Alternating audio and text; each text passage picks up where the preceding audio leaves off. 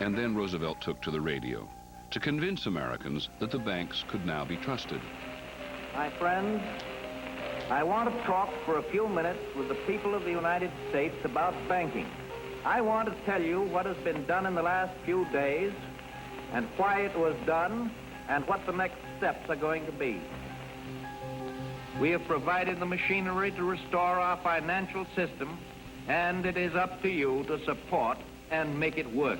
When the banks reopened, so great is the sense of confidence that Roosevelt has instilled in the country that deposits exceed withdrawals, and the crisis is over. The banking crisis was over.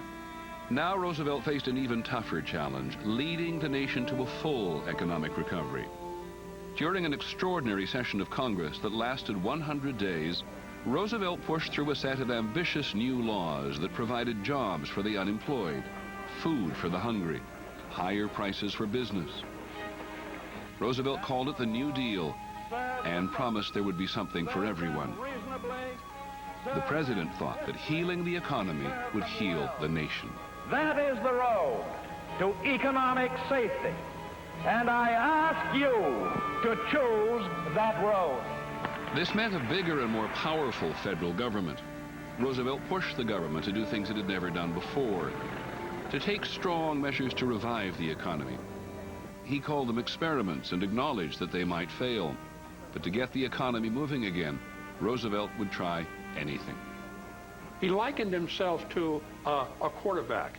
A quarterback calls a play. If that play doesn't work, then you try another play. But you keep on calling the plays.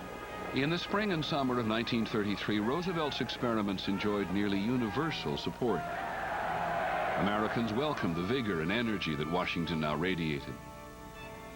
It seemed that even the Depression would somehow yield to Roosevelt's charisma. Confidence! And lick this old depression. Confidence! And wear the right expression.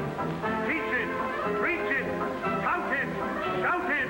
Confidence! Just have confidence. There was only one thing wrong. It didn't work. Throughout the president's first term in office, the high expectations of 1933 went largely unfulfilled. For every success Roosevelt achieved, he reaped an equal measure of failure. And as you'll see, it was not long before his experiments were dividing the nation. The century.